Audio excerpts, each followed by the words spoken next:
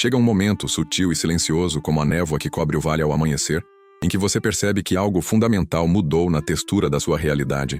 Não é uma mudança que se anuncia com trombetas ou catástrofes visíveis, mas uma alteração na própria paleta de cores da sua existência, onde as coisas que antes lhe traziam um deleite quase elétrico, aquelas atividades que preenchiam seus pulmões com o ar da possibilidade e faziam seu coração bater naquele ritmo sincopado de pura antecipação de repente e sem qualquer aviso prévio, parecem ter perdido o seu sabor, como um vinho que foi deixado aberto por muito tempo e se tornou vinagre, ou pior, se tornou água insípida.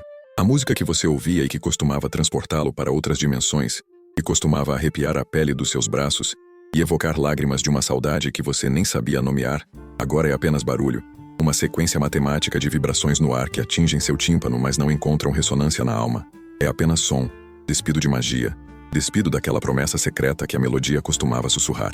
A comida, que antes era uma celebração dos sentidos, uma comunhão com a terra, agora é apenas combustível, uma necessidade mecânica de inserir matéria orgânica em um tubo digestivo para manter a máquina funcionando, sem o êxtase do paladar, sem a cerimônia do nutrir. E a companhia dos amigos, aqueles encontros que prometiam risadas e a dissolução da solidão, agora parecem performances teatrais onde todos estão recitando falas decoradas de um roteiro cansado, e você se sente oco, sentado ali, sorrindo na hora certa, acenando na hora certa, mas por dentro há um vasto e silencioso deserto onde antes havia um jardim. Até mesmo as suas paixões mais profundas, a leitura que abria mundos, a caminhada na natureza que o conectava com o infinito, a criação artística que parecia justificar a sua própria existência, tudo isso se tornou plano, bidimensional, como se você estivesse olhando para uma fotografia desbotada de um lugar onde você costumava viver, mas para o qual não pode mais voltar. E essa ausência de cor, essa falta de centelha, essa quietude aterrorizante onde deveria haver vida, começa a gerar um tipo muito específico de pânico, um medo frio que se aloja na boca do estômago. E, naturalmente, porque somos criaturas condicionadas a ver a vida como uma escada ascendente de conquistas e felicidades, quando isso acontece, você fica assustado, terrivelmente assustado. Você pensa que algo quebrou dentro da maquinaria complexa da sua psique. Você olha para si mesmo no espelho e vê um estranho, um fantasma habitando a carne que costumava ser vibrante. Você acredita que caiu nas garras da depressão, que adoeceu, que existe algum desequilíbrio químico nos neurotransmissores do seu cérebro que precisa de uma correção urgente?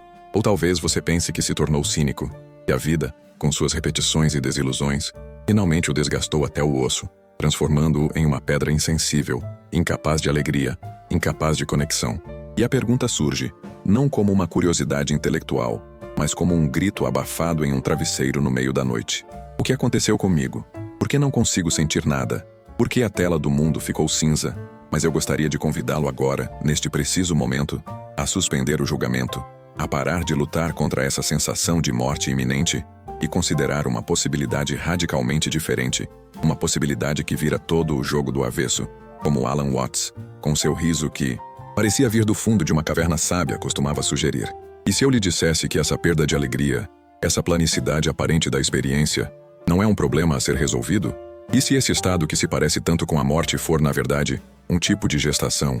E se o desaparecimento da alegria como você a conhecia for simplesmente o universo, em sua inteligência vasta e impessoal, abrindo espaço para algo mais, algo que você ainda não consegue reconhecer, porque seus olhos estão viciados na escuridão, porque você ainda está tateando pelas velhas sensações, pelas velhas excitações, pelas velhas formas de ser movido, como um homem que perdeu as chaves de casa e insiste em procurá-las apenas onde a luz do poste ilumina, e não onde elas realmente caíram, na escuridão desconhecida. Deixe-me explicar o que quero dizer, mergulhando um pouco mais fundo na natureza do que chamamos de felicidade ou prazer na vida comum, porque é aqui que reside a grande piada cósmica, o grande mal-entendido que nos mantém correndo em círculos como hamsters em uma roda dourada.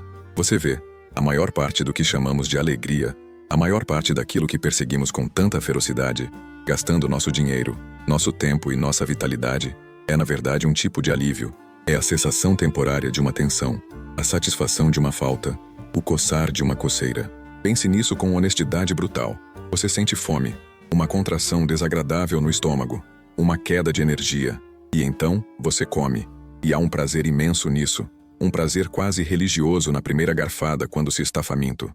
Mas observe com a precisão de um cientista. O prazer depende inteiramente da fome. Sem a fome, sem o desconforto prévio, o ato de comer é apenas mecânico. é apenas mastigação e deglutição, desprovido de êxtase. Você se sente solitário, isolado em sua pele, separado do resto da tribo. E então, alguém lhe dá atenção. Alguém olha nos seus olhos e o vê. E há uma alegria explosiva nisso, um calor que inunda o peito. Mas, novamente, a alegria depende da solidão. Depende daquele buraco que precisava ser preenchido. Sem a sensação de falta, a atenção do outro não o moveria. Seria apenas um dado neutro no ambiente. É exatamente isso que o Buda estava apontando com aquela precisão cirúrgica, quando disse que a vida é dukkha, frequentemente traduzido como sofrimento, mas mais precisamente entendido como insatisfatoriedade, como uma roda que está fora do eixo. Não é que tudo seja miserável o tempo todo. O Buda não era um pessimista ranzinza, mas que esse ciclo constante de querer e obter, de carecer e preencher, de coçar e aliviar, é inerentemente instável. É uma fundação feita de areia movediça. É baseado em um senso de incompletude, na ideia profundamente enraizada de que algo está faltando, de que você, como é agora, neste momento exato, não é suficiente, de que o momento presente, em sua nudez, não é suficiente. E assim passamos nossas vidas perseguindo esses pequenos momentos de alívio, essas breves explosões de endorfina, quando um desejo é satisfeito, e chamamos isso de felicidade. Construímos monumentos a isso, escrevemos canções sobre isso, chamamos isso de alegria. Mas é realmente apenas a cessação temporária do desconforto. É como a antiga piada do homem que batia na própria cabeça com um martelo repetidamente, e quando perguntado por que fazia aquilo, respondia com um sorriso beatífico: porque é tão bom quando eu paro. Você sente o alívio e chama esse alívio de prazer. Mas a pergunta que ninguém faz, a pergunta que é perigosa demais para a estrutura da nossa sociedade de consumo, é: por que você estava sendo atingido por um martelo em primeiro lugar? Por que você aceitou a premissa de que a vida deve ser uma série de problemas a serem resolvidos, de vazios a serem preenchidos? Agora, o que acontece com algumas pessoas, as almas sensíveis, os buscadores involuntários, e isso é exatamente o que está acontecendo com você, se está experimentando essa perda de alegria, é que elas começam a ver através deste jogo. A cortina cai e você vê os bastidores do teatro. Você começa a reconhecer, talvez não intelectualmente, talvez não com palavras, mas com o corpo, com as vísceras, e todos esses prazeres que você tem perseguido são realmente apenas fugas elaboradas do desconforto. São analgésicos para uma dor que você mesmo está criando. E uma vez que você vê isso, uma vez que você realmente entende a mecânica da armadilha, os velhos brinquedos perdem a graça. Os velhos truques de mágica não enganam mais. O coçar não satisfaz mais a coceira, porque você percebeu, com um horror silencioso, que você está criando a coceira apenas para ter o prazer de coçá-la, e você está criando o problema para vender a si mesmo a solução. É como um viciado em drogas, e perdoe a brutalidade da analogia, mas somos todos viciados em bioquímica emocional, que toma a droga para se sentir bem, para sentir aquele rush, aquela elevação. Mas a droga em si cria a necessidade de mais droga, ela altera a linha de base. O alívio que o viciado obtém ao tomar a dose é realmente apenas a cessação temporária dos sintomas de abstinência causados pela própria dose anterior. É um ciclo fechado, uma cobra comendo a própria cauda, o Ouroboros da neurose humana. Uma vez que você vê esse padrão, toda a estrutura colapsa, o castelo de cartas desmorona. O prazer perde seu apelo magnético porque você viu através dele. Você viu as cordas que movem a marionete. Isso é o que aconteceu com você, meu amigo. Você viu através do jogo de buscar prazer e evitar a dor. Você olhou para o mágico de Oz e viu que é apenas um velhinho puxando alavancas. Você reconheceu em seus ossos que todas essas alegrias que você estava perseguindo eram realmente apenas formas elaboradas, socialmente sancionadas, de fugir de si mesmo, de fugir do momento presente, de fugir daquilo que simplesmente é. E assim, agora você é deixado neste estado estranho, nesta terra de ninguém. Os velhos prazeres não funcionam. As baterias morreram. As velhas excitações não excitam. Os fogos de artifício parecem apenas pólvora queimada. Você perdeu sua capacidade de ser distraído, de ser levado para fora de si mesmo por experiências e sensações. E isso é aterrorizante para o ego. E isso parece morte. Parece que algo essencial, vital, suculento, foi cirurgicamente removido de você. Parece que você se tornou um fantasma atravessando os movimentos da vida, tocando as paredes sem sentir a textura, beijando sem sentir o gosto, vivendo sem estar vivo. Mas aqui está o que você precisa entender. E preciso que você ouça isso não com seus ouvidos, mas com aquela parte de você que sabe a verdade antes de ouvi-la. Este estado não é um fim. Não é um ponto final na frase da sua vida. É uma transição. É um hífen. É o espaço liminar. O bardo. O intervalo entre a velha maneira de experimentar a vida, que era baseada na falta e na manipulação, E uma nova maneira que você ainda não descobriu. Está esperando na escuridão. Você está na lacuna. E a lacuna é aterrorizante porque não há nada onde se segurar. Não há corrimão, não há chão. As velhas estruturas, as velhas identidades de eu sou alguém que gosta disso, ou eu sou alguém que faz aquilo, colapsaram, mas o novo ainda não emergiu do útero do silêncio. Deixe-me dar uma analogia para ancorar isso. Imagine que você viveu toda a sua vida em uma caverna profunda, ou num quarto iluminado apenas por velas tremeluzentes. A luz das velas é fraca, incerta, e cria todas essas sombras interessantes nas paredes, formas dançantes, monstros, heróis, amantes, que fascinam você. Você passa todo o seu tempo assistindo às sombras, sendo entretido por elas, criando histórias sobre elas, encontrando significado em seus padrões, chorando quando uma sombra bonita desaparece, rindo quando uma sombra engraçada surge. Isso é como as alegrias comuns da vida condicionada. Elas são reais o suficiente à sua maneira. Você as sente, você reage a elas, mas elas são realmente apenas sombras tremeluzentes criadas por uma fonte de luz muito limitada e por objetos que você não consegue ver diretamente. Agora, o que acontece se alguém, talvez a própria vida, em um ato de misericórdia violenta, abre uma porta e a luz brilhante do dia, a luz pura do sol, inunda o quarto? No início, a luz é tão brilhante que é quase dolorosa. Ela fere a retina acostumada à penumbra. Você não consegue ver nada claramente.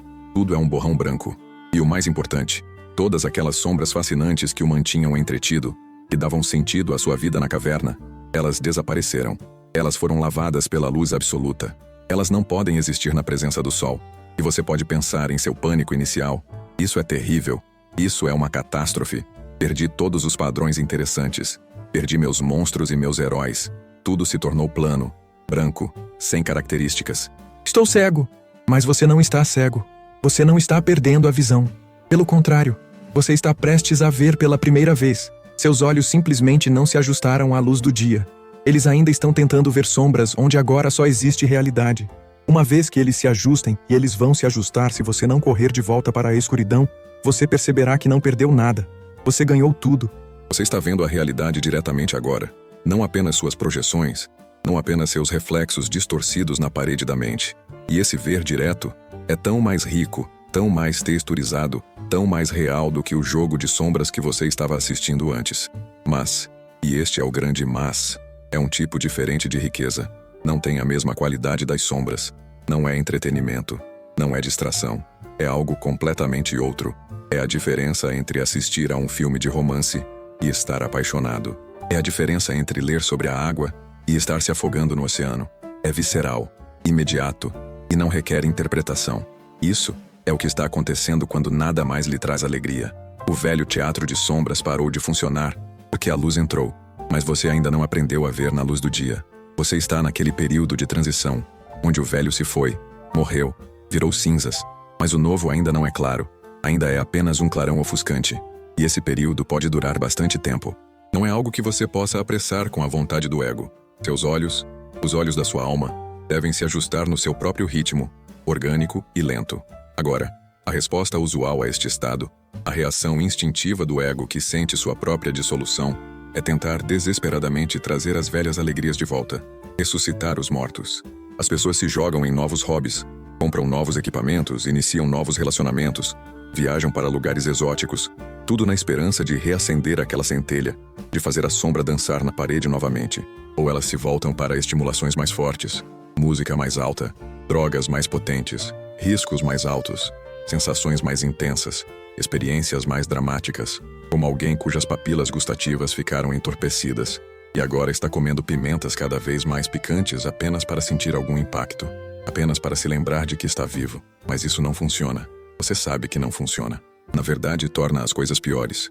Aumenta o desespero, porque o que é realmente necessário agora não é mais estimulação, não é mais barulho, não é mais sombra.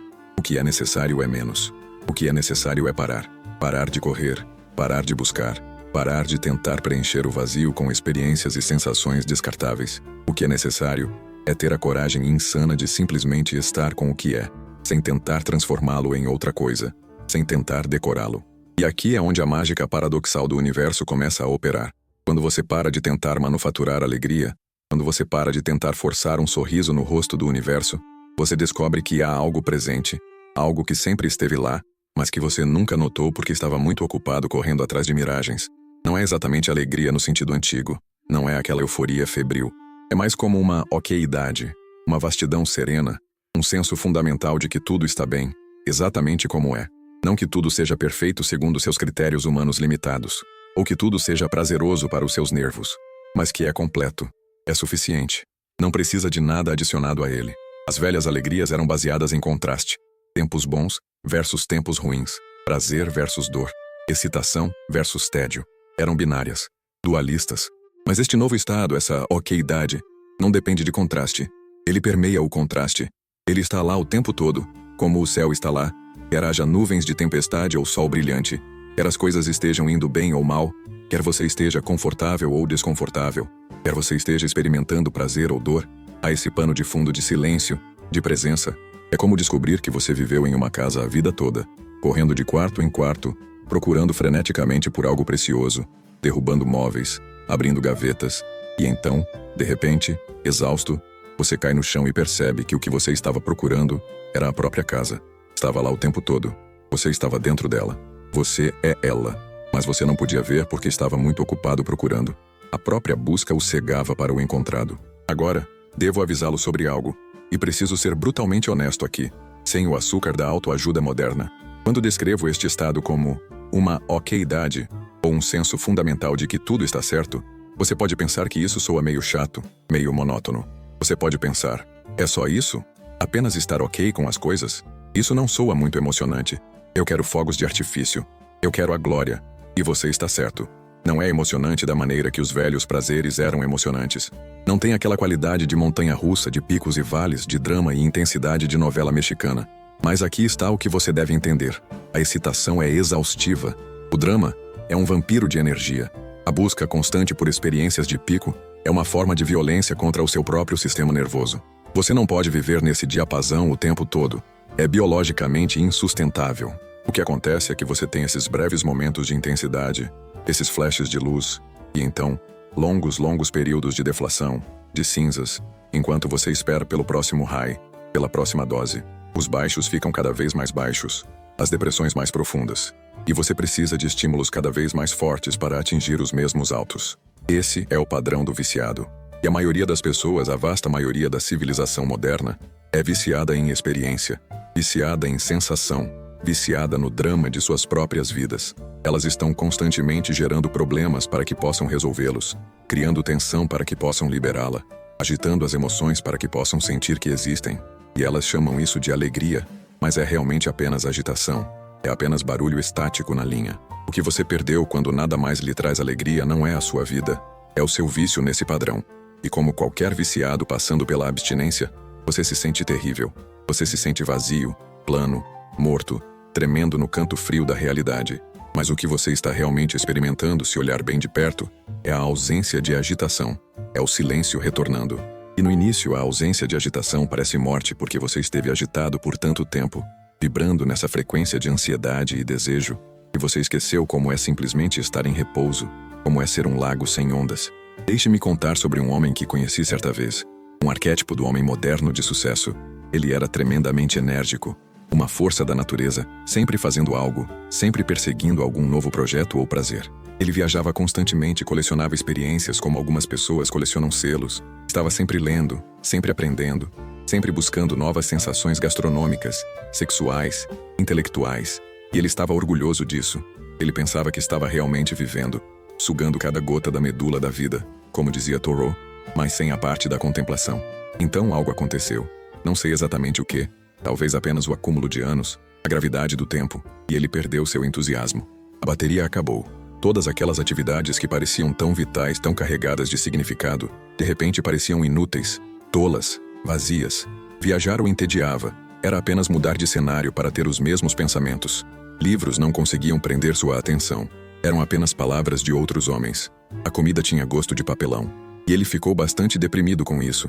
Entrou numa noite escura da alma. Ele pensou que sua vida tinha acabado.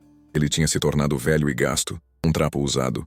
Mas então, depois de algum tempo nesse estado, depois de parar de lutar contra a maré, algo mudou. Uma chave girou na fechadura silenciosa do seu ser.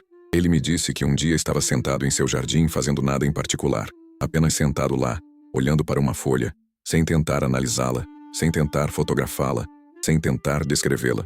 E ele de repente percebeu que estava completamente contente. Não excitado, não entretido, não eufórico, apenas simplesmente contente, presente, aqui. E ele entendeu num flash de intuição não verbal que toda a sua correria anterior, todo aquele frenesi de acumulação de experiências tinha sido um tipo de fuga. Ele tinha medo desse simples estar aqui. Ele tinha pavor do silêncio. Então ele havia preenchido sua vida com atividade constante e estimulação para evitá-lo, para não ter que enfrentar o próprio rosto no espelho do vazio. E agora que toda a atividade havia caído, agora que o cenário havia desmoronado, ele descobriu o que estivera fugindo. Apenas isto. Este momento. Esta respiração. Este estar vivo. E era o suficiente. Mais do que suficiente. Era tudo. Mas não era excitante ou dramático. Então sua mente, viciada em drama, havia descartado isso como nada, como vazio, como morte. Somente quando ele parou de exigir que a vida fosse excitante, somente quando ele abandonou a demanda infantil por entretenimento constante, ele descobriu que a vida é extraordinária em sua ordinariedade. E é precisamente aqui que encontramos o grande obstáculo, a barreira invisível onde a maioria das almas naufraga em desespero silencioso, porque nossa cultura, nossa educação, toda a arquitetura do nosso pensamento ocidental, nos treinou para fazer o oposto do que é necessário. Fomos ensinados que se algo está errado, devemos consertar. Se algo está quebrado, devemos colar. Se não sentimos alegria, devemos sair e caçá-la como caçadores paleolíticos perseguindo uma presa elusiva. Mas esta lógica de engenheiro, que funciona maravilhosamente bem para consertar relógios ou construir pontes, é absolutamente desastrosa quando aplicada à ecologia da alma humana. Você vê, tentar consertar esse estado de não alegria é como tentar alisar a água turbulenta com um ferro de passar. A própria ação de tentar acalmar a água cria mais turbulência. É como tentar clarear a água lamacenta agitando-a com uma vara. A única maneira de a água ficar clara é deixá-la em paz, permitir que a lama assente por conta própria. Mas nós não temos paciência para deixar a lama assentar. Queremos a clareza agora. Queremos a alegria agora. E nessa impaciência, nessa demanda febril por uma solução, nós perpetuamos o problema. Nós nos tornamos o cachorro perseguindo o próprio rabo, girando cada vez mais rápido, tontos, exaustos, convencidos de que se apenas corrermos um pouco mais depressa, finalmente alcançaremos aquela coisa felpuda que está sempre fora de alcance. Mas a coisa felpuda é você. Você não pode alcançá-la porque você é ela. Para entender verdadeiramente onde você está, precisamos usar uma metáfora biológica que, embora clichê, contém uma verdade terrível e bela, que raramente é examinada em profundidade. A metamorfose da lagarta em borboleta. Nós contamos essa história para crianças como um conto de fadas bonitinho. A lagarta dorme e acorda com asas. Mas a biologia real é muito mais violenta, muito mais caótica e muito mais parecida com o que você está vivendo agora. Quando a lagarta tece seu casulo, ela não ganha apenas asas e antenas progressivamente. Não é uma reforma gradual onde você adiciona um quarto aqui e uma janela ali. Não. A lagarta se dissolve. Ela libera enzimas que digerem seu próprio corpo. Ela se torna, literalmente, uma sopa orgânica, uma massa amorfa de células indiferenciadas. Se você abrisse um casulo no meio do processo, não encontraria uma quase borboleta. Você encontraria uma gosma. Você encontraria o caos. E aqui está a parte mais fascinante. Dentro dessa sopa, começam a surgir novas células, chamadas biologicamente de células imaginais. Essas células carregam o projeto, o DNA da futura borboleta. Mas no início, o sistema imunológico da velha lagarta, o que resta dele na sopa, percebe essas novas células como inimigas, como vírus, como ameaças, e as ataca.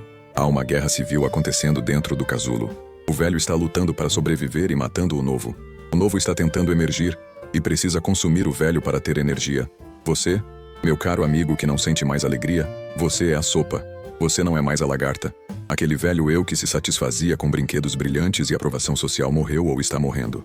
Mas você ainda não é a borboleta. Você não tem asas. Você não pode voar. Você é apenas uma massa confusa, vulnerável e líquida. E porque você não entende o processo, você olha para essa liquidez e grita: algo está errado. Eu estou me desfazendo. Eu estou perdendo minha forma. Sim, você está perdendo sua forma. Isso é exatamente o que precisa acontecer. Mas porque dói, porque é desorientador, você tenta desesperadamente reconstruir a lagarta. Você tenta pegar os pedaços dissolvidos do seu velho eu e colá-los de volta. Você tenta forçar o entusiasmo pelas velhas coisas. Você tenta fingir que ainda se importa com o que costumava se importar. Mas não funciona. A cola não segura. A lagarta se foi. E todo o seu esforço para melhorar, para encontrar a alegria, é na verdade uma resistência ao processo de dissolução que é necessário para o seu renascimento. Você está lutando contra a sua própria evolução, armado com livros de autoajuda e podcasts motivacionais, tentando impedir que o universo o transforme em algo maior do que você pode imaginar. Este é o paradoxo do Wu Wei, o conceito taoísta de não ação ou ação sem esforço, que é tão difícil para a mente moderna compreender.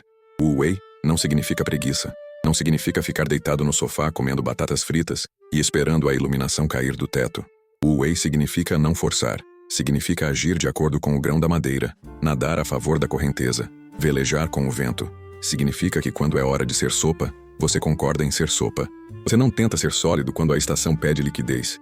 Você para de nadar contra a correnteza da sua própria vida. E agora, a correnteza da sua vida está puxando você para dentro, para o escuro, para o silêncio, para o vazio. E você está nadando freneticamente para fora, tentando alcançar a margem da atividade e da distração. Você está exausto não porque a vida é difícil, mas porque você está lutando contra a direção natural do seu próprio fluxo. Se você parasse de nadar, se você apenas soltasse, afundaria. Talvez. Mas talvez você descobrisse que a água o sustenta. Talvez você descobrisse que o rio sabe para onde está indo melhor do que você. Pense na ansiedade que você sente sobre essa falta de alegria. De onde ela vem? Ela vem da comparação. Você tem uma imagem em sua mente de como você deveria estar se sentindo. Você tem uma memória de como se sentia no passado, ou uma projeção de como as outras pessoas parecem se sentir em seus posts de mídia social, perfeitamente curados. E você compara o seu estado atual, plano, cinza, vazio, com essa imagem idealizada, vibrante, colorida, estática. E a discrepância entre o que é e o que você acha que deveria ser cria sofrimento. O sofrimento não vem da falta de alegria em si. Ele vem da recusa em aceitar a falta de alegria. Vem do julgamento de que a falta de alegria é errada. Mas e se não for errada? E se for apenas o inverno da alma?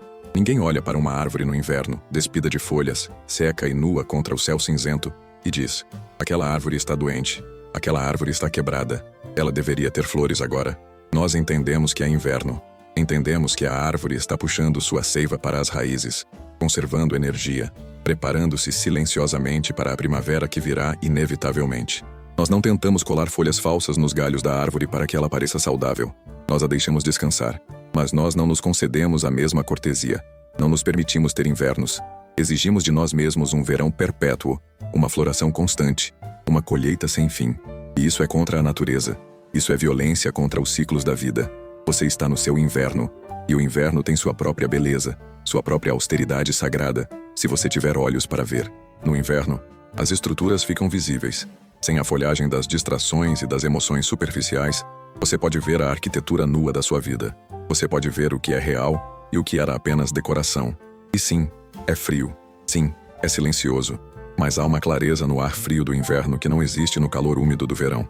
O que você está vivendo é um processo de desintoxicação profunda. Você está sendo desmamado do vício em dopamina, do vício em ser estimulado externamente.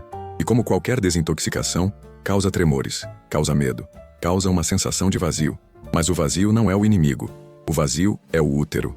Na cosmologia antiga, e na física moderna também, se formos honestos, o vazio não é um nada estéril. O vácuo quântico é cheio de potencial, fervilhando de energia, o campo de onde todas as partículas emergem. Na tradição mística, o vazio, o nada, o shunyata, é a fonte de tudo. É o papel branco sobre o qual o desenho do universo é feito. Se o papel já estivesse cheio de rabiscos, você não poderia desenhar nada novo. Você precisa do espaço em branco. Sua vida estava cheia de rabiscos, hábitos, reações condicionadas, desejos herdados, medos antigos. E agora, a vida está passando uma borracha gigante. Ela está apagando os rabiscos. E você olha para o papel ficando branco e entra em pânico.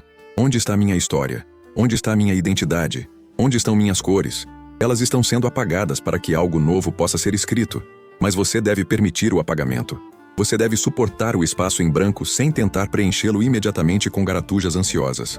Essa é a disciplina mais difícil de todas. A disciplina de não fazer nada. A disciplina de esperar. O poeta Rilke dizia que devemos ter paciência com tudo o que não está resolvido em nossos corações e tentar amar as próprias perguntas, como quartos trancados e como livros escritos em uma língua muito estranha. Ele dizia para não procurar as respostas agora, porque você não seria capaz de vivê-las. E o ponto é viver tudo. Viver as perguntas. Talvez, gradualmente, sem perceber, você viverá algum dia distante, entrando na resposta. É exatamente isso. Você quer a resposta, a alegria, sem viver a pergunta, o vazio. Você quer pular o meio da história, mas você não pode. Você está aqui. E aqui É um lugar onde as coisas velhas não têm gosto e as coisas novas ainda não têm forma. E há um perigo sutil aqui, uma armadilha dentro da armadilha que o ego adora. O ego é muito esperto. Se você disser a ele, ok, eu entendi, preciso me render ao vazio para evoluir, o ego dirá imediatamente, excelente, vamos nos render ao vazio, vamos ser os melhores rendedores de vazio do mundo. Vamos usar essa técnica de não fazer nada para conseguir a alegria de volta o mais rápido possível. Você percebe a ironia? Você transformou a rendição em uma nova forma de busca. Você transformou o deixar ir em uma nova maneira de agarrar. Você está tentando usar o relaxamento como uma ferramenta para obter resultados. E isso não é relaxamento, é tensão disfarçada. É como alguém que tenta relaxar os músculos da mandíbula, cerra os dentes e diz, eu vou relaxar, custe o que custar. Não funciona. A sinceridade é a chave aqui. E você não pode enganar o universo. Você não pode fingir que não se importa com o resultado na esperança de obter o resultado. O universo lê a vibração, não a palavra. Então, o que resta? O que você faz quando percebe que até mesmo sua tentativa de não fazer nada é uma forma de fazer algo? Você chega a um impasse, um beco sem saída, um ponto zero. E é exatamente aí que você precisa estar. Nesse ponto de total impotência, onde você percebe que você, o pequeno ego manipulador que quer controlar a experiência, não pode fazer nada para consertar a situação. Você desiste, mas não o desistir de quem fracassou, e sim o desistir de quem percebeu que a luta é inútil porque você está lutando contra si mesmo. É o momento em que o homem que está se afogando para de se debater, porque se debater só o faz afundar mais rápido, e finalmente relaxa enchendo os pulmões de ar, e descobre que a água o empurra para cima. A flutuabilidade sempre esteve lá. O esforço dele é que o estava afundando. Mas permita-me aprofundar ainda mais tocando em algo que pode parecer um pouco esotérico, mas que é fundamentalmente prático. A perda da alegria nas coisas mundanas é muitas vezes um sintoma de que sua consciência está se deslocando do objeto para o sujeito. Deixe-me explicar. Normalmente nossa atenção está focada nos objetos. O carro, a casa, a pessoa amada, o filme, a comida, o pensamento. Nós derivamos nosso senso de ser da interação com esses objetos. Eu sou aquele que gosta de pizza. Eu sou aquele que ama essa música. Mas quando você amadurece espiritualmente, e isso acontece quer você queira ou não, o fascínio pelos objetos começa a diminuir. A luz da consciência começa a se voltar para si mesma. É como se o feixe de luz de uma lanterna, que sempre iluminou as coisas na sala, de repente tentasse iluminar a própria lâmpada.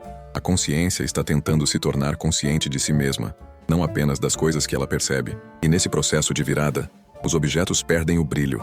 Eles parecem mortos porque você está retirando a projeção da sua vida deles. Você está recolhendo seus investimentos. Imagine uma criança brincando com bonecos. Para a criança, os bonecos estão vivos. Eles têm personalidades, vozes, desejos. A criança projeta sua própria vida na matéria inerte do plástico. Mas um dia, a criança cresce, e ela olha para o boneco e vê apenas plástico. O boneco não mudou. O que mudou foi a criança. Ela retirou a projeção. O boneco perdeu a alegria. Isso é triste? De certa forma, sim. É o fim da infância. Mas é também necessário. Você não pode brincar de boneca para sempre.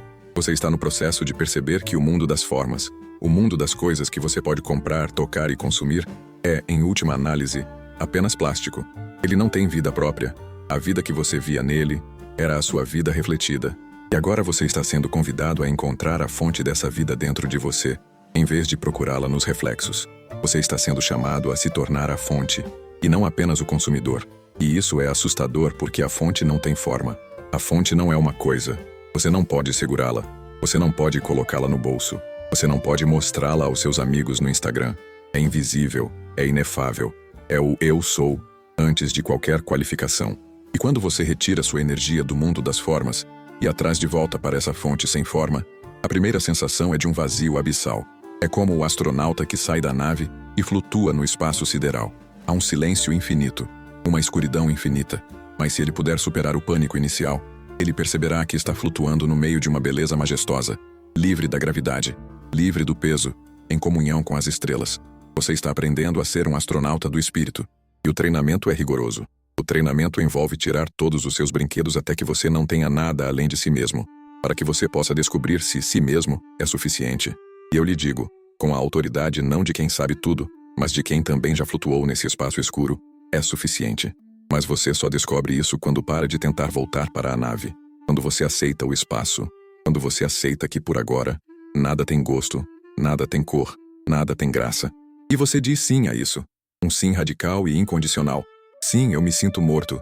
Sim, eu me sinto vazio. Sim, eu não tenho respostas. Nesse sim, a guerra civil termina.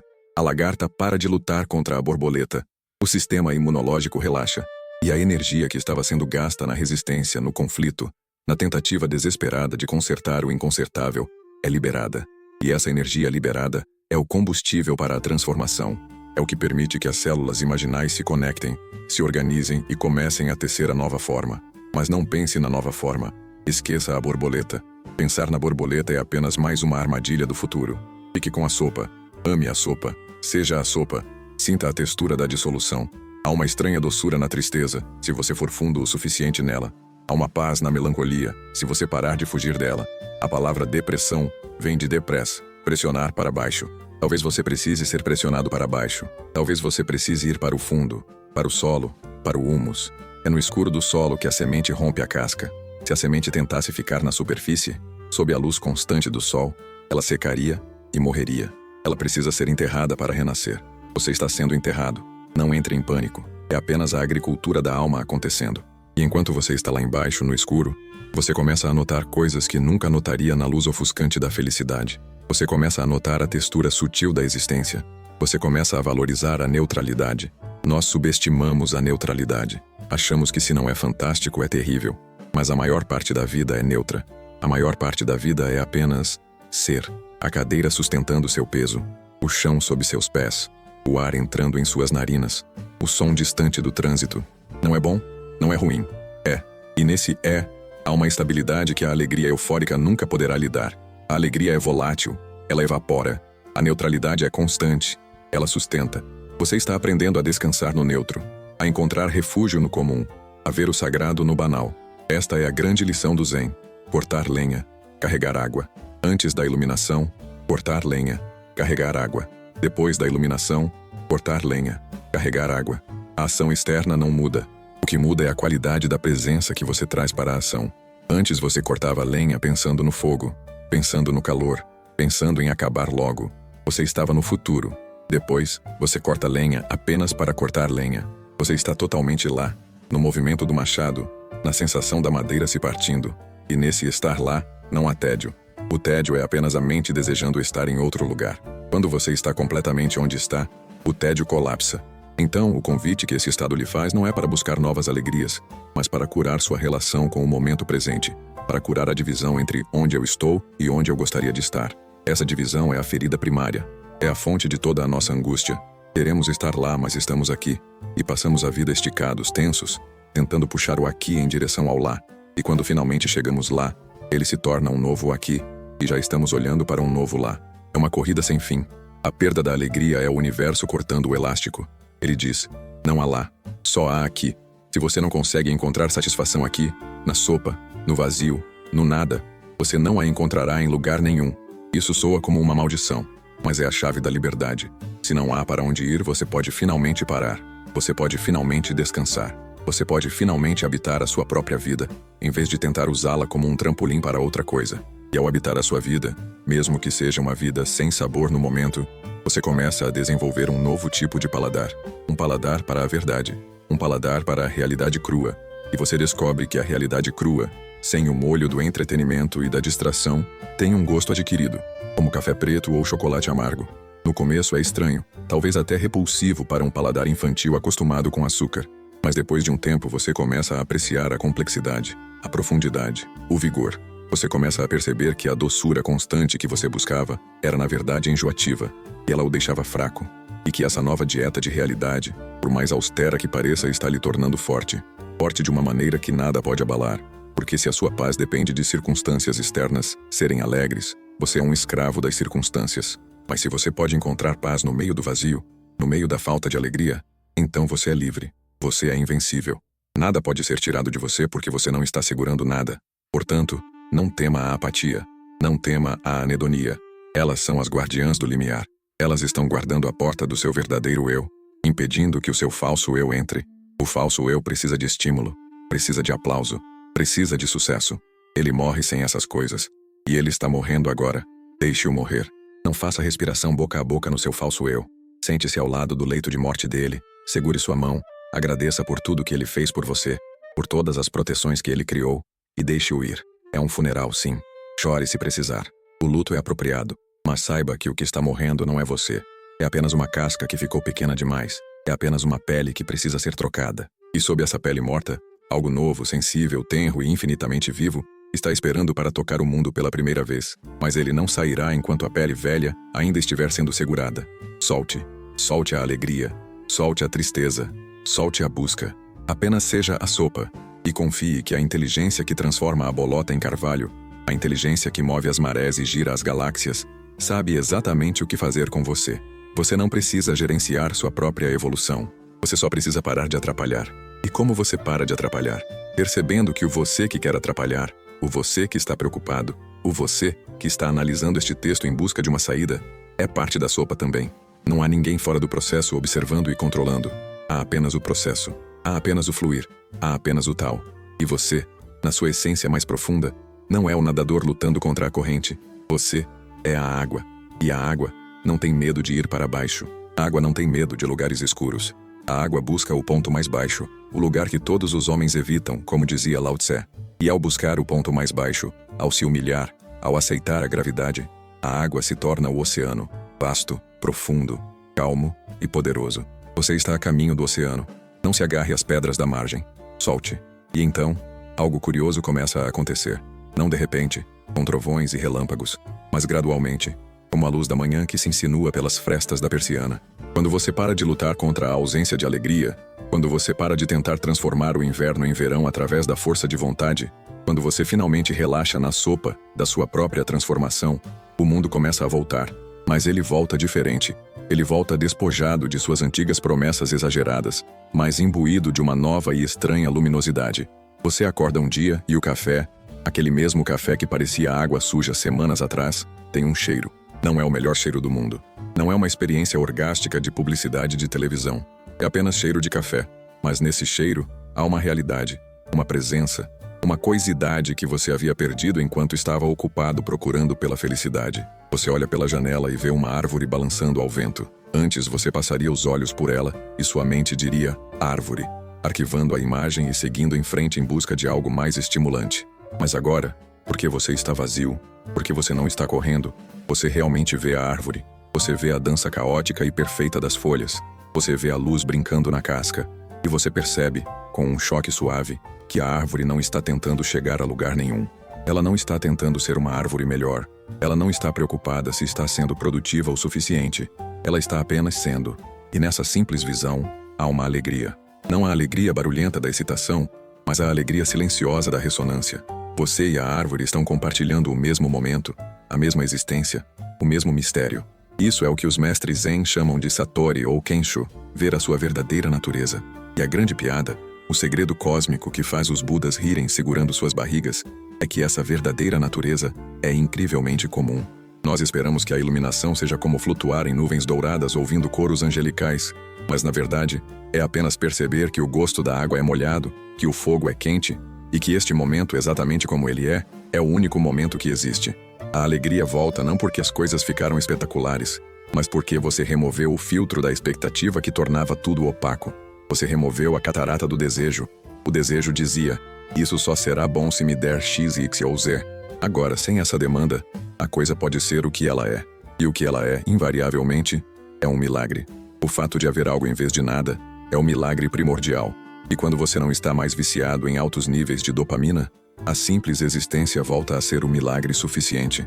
Você começa a entender a vida não como uma jornada, não como uma peregrinação séria de um ponto A, nascimento, para um ponto B, morte ou sucesso, mas como uma obra musical.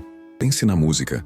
O objetivo de uma sinfonia não é chegar ao final. Se o objetivo fosse chegar ao final, os melhores maestros seriam aqueles que tocassem mais rápido, e as melhores composições seriam aquelas que tivessem apenas o acorde final. Mas não ouvimos música para chegar ao fim. Ouvimos para dançar enquanto a música toca. A vida é musical por natureza. É lúdica.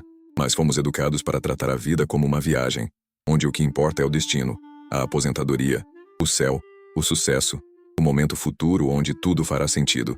E por causa disso, perdemos a música. Estávamos tão focados em chegar ao acorde final, e esquecemos de dançar. A perda da sua alegria foi o resultado de tentar transformar a dança em uma marcha forçada.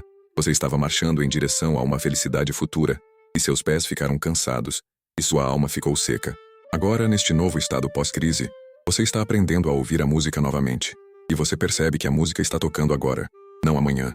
Não quando você encontrar o parceiro ideal ou o emprego dos sonhos. A música é o som do trânsito, o zumbido da geladeira, a batida do seu coração. É tudo vibração. É tudo o universo brincando de ser forma. Na filosofia hindu, isso é chamado de lila, o jogo divino. O universo não é uma máquina séria criada por um deus engenheiro ou legislador que está anotando seus erros em um livro-caixa celestial. O universo é o jogo de esconde-esconde do divino. O absoluto, o Brahman, ou o que você quiser chamar, essa energia fundamental que é você, finge se esquecer de quem é apenas pelo prazer de se redescobrir. Você é o divino fingindo ser uma pessoa triste, confusa e sem alegria. Por quê? Porque se você soubesse o tempo todo que é o divino, seria chato. Seria como jogar pôquer sabendo todas as cartas, ou jogar xadrez contra si mesmo. Para haver jogo, para haver surpresa, deve haver esquecimento, deve haver risco. Sua depressão, sua apatia, foi um momento em que o jogo ficou um pouco sério demais, pesado demais, e você esqueceu que era um jogo. Você acreditou na máscara. Você acreditou que era apenas o pequeno eu isolado, lutando contra um universo hostil ou indiferente. Mas agora, através do sofrimento da perda de sentido, você está começando a ver as bordas da máscara. Você está começando a suspeitar que você é muito mais vasto do que a biografia limitada que você carrega na carteira. E essa suspeita traz uma leveza. Se isso é um jogo, você pode brincar. Você não precisa vencer a vida, porque não se pode vencer uma dança. Você apenas dança. E às vezes, a dança é triste, às vezes é lenta, às vezes é frenética. Mas não há erro na dança, desde que você esteja dançando. E aqui entramos na aplicação prática, no como viver com essa nova perspectiva. Muitos temem que, se aceitarem que a vida é um jogo e abandonarem a busca febril por resultados, se tornarão passivos, vegetais, incapazes de pagar as contas ou manter relacionamentos. Mas o oposto é verdadeiro. Quando você joga futebol, você joga para fazer gols, certo? Você coloca esforço, habilidade, paixão, mas você sabe no fundo que é um jogo. Se você perder, você não se mata. Se você ganhar, você não se torna o imperador do mundo. Essa falta de seriedade fundamental que permite que você jogue bem. Um jogador que está aterrorizado com a possibilidade de perder fica tenso, rígido, comete erros. O melhor jogador é aquele que está focado, intenso, mas relaxado, porque ele está fluindo com o jogo. Viver sem a busca desesperada pela alegria torna você mais eficiente, não menos. Porque você não está mais desperdiçando energia vital com fricção mental. Você não está mais gastando 80% do seu processamento cerebral, se preocupando se está feliz ou não, se deveria estar fazendo outra coisa, se os outros estão vivendo melhor que você. Toda essa energia é liberada e canalizada para a ação do momento. Quando você lava a louça, você apenas lava a louça. E porque você está totalmente lá, você lava a louça perfeitamente, com uma economia de movimentos, com uma elegância simples.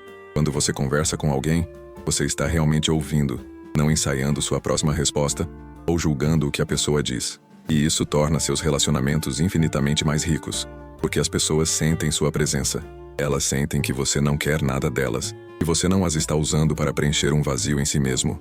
Você se torna uma pessoa segura para se estar perto, porque você é uma pessoa completa. E paradoxalmente, é aí que a alegria retorna. Mas como dissemos, é uma alegria diferente. Não é a alegria da conquista, eu consegui, é a alegria da conexão, eu sou. É a alegria de perceber que você não é um estranho no universo, um intruso biológico em um mundo de pedra morta. Você é o universo. Você é o que o universo está fazendo naquele local e momento específico. Assim como a onda é o que o oceano está fazendo. A onda não precisa procurar o oceano. Ela não precisa ter medo de morrer quando quebra na praia, porque ela nunca foi apenas uma onda. Ela sempre foi água.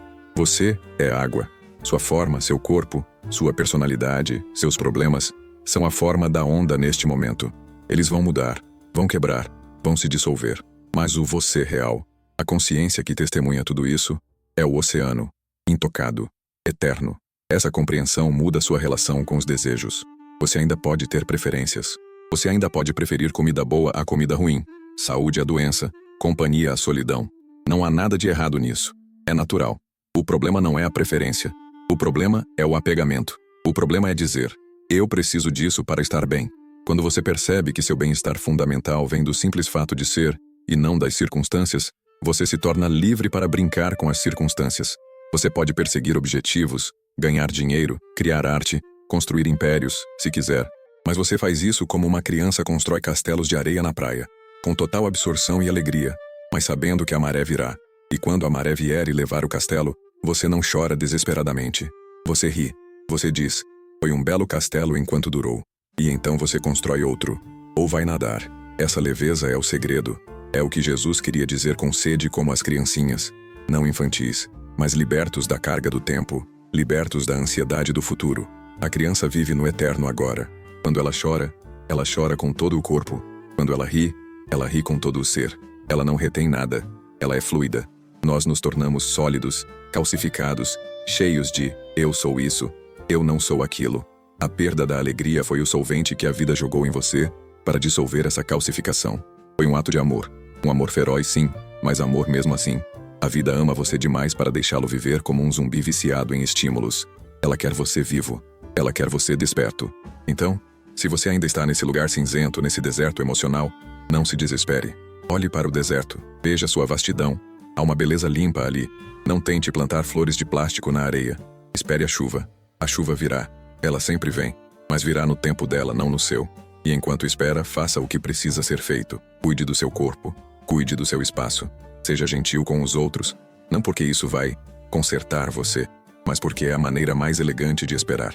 Trate a si mesmo como trataria um hóspede valioso que está cansado e precisa de repouso. Não force o hóspede a dançar.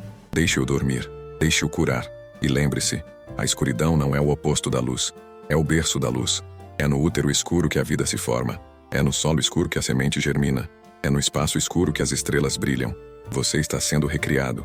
O que parece ser o fim da sua vida é apenas o fim da sua ilusão sobre a vida. Você está perdendo suas ilusões, e isso dói porque nós nos apegamos às nossas ilusões como se fossem membros do nosso corpo. Mas uma vez que elas se vão, o que resta é a realidade. E a realidade é robusta. A realidade é indestrutível. A realidade é você. Talvez, apenas talvez, a razão pela qual nada mais lhe traz alegria é que você cresceu demais para os seus brinquedos antigos. Você se tornou vasto demais para se satisfazer com as bugigangas que a sociedade oferece. Isso não é uma doença, é uma graduação. Você está se graduando da escola da distração para a universidade da existência. E o currículo aqui é diferente. Não há notas, não há provas, não há diplomas. Há apenas a descoberta contínua, momento a momento, do mistério insondável de quem você é. Você pode descobrir que a maior alegria não está em conseguir algo, mas em soltar tudo. Na leveza de não carregar o peso de ter que ser alguém especial. Na liberdade de ser ninguém, de ser apenas uma consciência aberta, um espelho limpo onde o mundo se reflete. E nesse espelho, tudo é sagrado. A poeira flutuando em um raio de sol é tão sagrada quanto uma galáxia espiral. O som de um cachorro latindo ao longe é tão sagrado quanto o Om primordial. Quando você vê isso, quando você realmente vê isso, a alegria volta. Mas não é a alegria histérica do ego que conseguiu o que queria. É a alegria serena do universo que reconhece a si mesmo em você. É como a história do homem que procurava o boi. Primeiro ele procura o boi, a verdadeira natureza, a alegria, por toda parte, desesperado. Depois ele encontra pegadas. Depois ele vê o boi. Depois ele captura o boi. Depois ele doma o boi. Depois ele monta o boi para casa. Depois ele esquece o boi e fica tranquilo. Depois ele esquece a si mesmo e ao boi. E no estágio final, o 10º estágio, ele retorna ao mercado da cidade, com as mãos cheias de presentes, rindo e conversando com os peixeiros e os comerciantes. Ele voltou ao mundo. Ele não ficou na montanha meditando. Ele voltou para a sujeira, para o barulho, para a vida comum. Mas agora, árvores mortas florescem onde ele passa. Ele traz a magia para o comum, porque ele não está mais resistindo ao comum. Ele encontrou o nirvana no Sansara. Ele encontrou o infinito na lavagem de louça. Você está no meio dessa jornada. Talvez no estágio de procurar, talvez no estágio de lutar com o boi. Não julgue sua posição. Todas as posições são necessárias. Apenas continue andando. Ou melhor, continue parado e deixe a vida andar através de você. Deixe a respiração respirar você. Deixe o coração bater você. Você não está fazendo nada disso. Isso está sendo feito para você, através de você, como você. E alívio enorme é perceber que você não está no comando. Que você não precisa segurar o céu para ele não cair. O céu se segura sozinho. Você pode baixar os braços. Você pode descansar. E quando você descansar profundamente, quando você desistir da guerra contra o agora, você ouvirá um sussurro. Um sussurro que vem de trás dos seus próprios pensamentos. Um sussurro que diz: bem-vindo de volta. Eu estava aqui o tempo todo. E você sorrirá. Não o sorriso de quem ouviu uma piada. mas o sorriso de quem entendeu a piada. A piada cósmica de que você estava correndo para encontrar o lugar onde já estava sentado. E nesse riso, a alegria renasce. Não como uma conquista, mas como uma lembrança. Você não perdeu a alegria, você apenas perdeu a distração. E agora, sem a distração, você está cara a cara com a fonte da alegria. Pode parecer escuro no começo, porque seus olhos não estão acostumados. Mas fique aí, a luz virá. E será uma luz que não projeta sombras, uma luz que nasce de dentro. Se este conteúdo tocou você, se essas palavras ressoaram em algum lugar profundo além da sua mente analítica, deixe seu like, comente sua experiência abaixo. Eu leio e sinto cada relato. E se inscreva no canal para mais revelações que podem não dar o que você quer, mas certamente darão o que você precisa. Até a próxima dança.